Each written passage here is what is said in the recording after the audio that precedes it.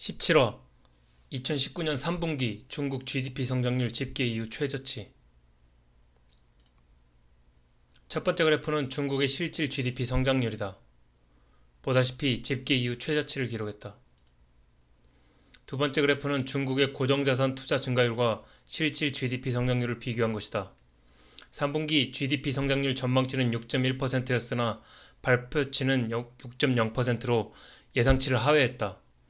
중국의 실질 GDP 성장률은 집계 이후 최저치를 기록했다. 고정자산 투자 증가율의 9월 예상치가 5.4%였고 발표치도 동일했다. 세 번째 그래프는 중국의 소매 판매 증가율과 실질 GDP 성장률을 비교한 것이다. 소매 판매 증가율의 9월 예상치는 7.8%였고 발표치도 7.8%로 동일했다. 소매 판매 증가율은 GDP 성장률을 꾸준하게 상회하고 있다. 중국은 이제 투자나 생산보다 소비로 경제 성장을 이끌고 있다. 네 번째 그래프는 중국의 산업 생산 증가율과 실질 GDP 성장률을 비교한 것이다. 산업 생산 증가율의 경우에 9월 예상치는 5.0%였으며 발표치는 이를 상회하는 5.8%였다.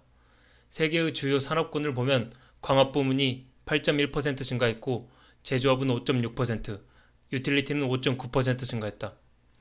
기업 소유별로 보면 중국의 기업에서 국유 기업에서 4.9%, 합자 기업에서 6.9%, 홍콩, 마카오, 대만으로부터의 투자 기업에서 2.9% 증가했고 민영 기업에서 6.7% 증가했다.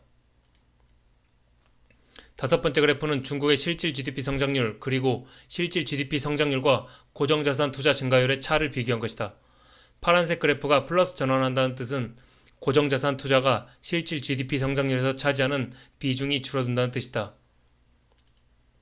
여섯 번째 그래프는 중국의 실질 GDP 성장률 그리고 실질 GDP 성장률과 소매 판매 증가율을 비교한 것이다. 파란색 그래프가 아직 마이너스에 머물고 있는데 이것은 소매 판매 증가율이 GDP 성장에서 차지하는 비중이 커진다는 뜻이다. 2003년부터 중국의 GDP 성장에서 소매 판매 비중은 계속해서 커져왔다. 일곱 번째 그래프는 중국의 실질 GDP 성장률 그리고 실질 GDP 성장률과 산업 생산 증가율을 비교한 것이다. 파란색 그래프가 플러스로 전환했다는 뜻은 GDP 성장에서 산업 생산이 차지하는 부분이 줄어들고 있다는 뜻이다. 이는 그래프 6의 고정자산 투자 증가율과도 비슷한 흐름이다. 중국의 경제 성장률은 하락 추세에 있고 예상치를 하회했으며 집계 이후 최저치를 기록했다. 하지만 단기적으로 중국에 대해 비관적이지만은 않다. 여덟 번째 그래프는 중국의 OECD 경기 선행지수와 중국의 실질 GDP 성장률을 비교한 것이다. 나는 중국의 경기가 저점에 매우 근접했으며 강도는 강하지 않을 수 있으나 수분기 동안 일시적으로 반등은 충분히 가능하다고 생각한다. 아홉 번째 그래프는 연준의 자산과 중국의 생산자 물가지수 상승률을 비교한 것이다. 연준의 자산 확대는 생산자 물가지수를 끌어올린다. 특히 연준의 국채 매입이 이제 막 시작되었기 때문에 이 효과는 10월 또는 11월부터 나타날 수 있다. 열 번째 그래프는 생산자 물가지수 상승률과 중국의 실질 GDP 성장률을 비교한 것이다. 생산자 물가지수 상승은 중국의 경제 성장률을 반등시킨다. 하지만 지난 10년을 봤을 때 GDP 성장률 반등 강도는 강하지 않을 수 있다. 그러나 다음 그래프인 그래프 11과 같이 2012년에서 2013년의 사례를 보면 경기 반등의 강도가 약하더라도 또한 생산자 물가지수 하락률이 둔화되는 것만으로도 금리는 가파르게 치솟을 수 있다. 11번째 그래프는 중국의 생산자 물가지수 상승률과 중국의 10년물 국채금리를 비교한 것이다.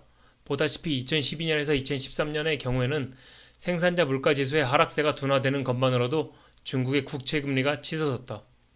다만 약간의 안도를 주는 점이 있다면 지난 2012년에서 2013년과는 다르게 현재 위안화 가치가 크게 하락한 상태라는 것이다. 따라서 위안화 강세로 전환될 듯하며 위안화가 강해지는 동안, 즉 달러가 약해지는 동안에는 큰 문제가 발생하지 않을 수 있다. 12번째 그래프는 중국의 생산자 물가지수 상승률과 달러 위안화 환율을 비교한 것이다.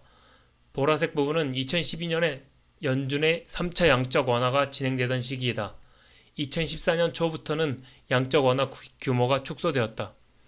또한 보라색 부분은 그래프 10배에서 같이 중국의 금리를 가파르게 끌어올렸다.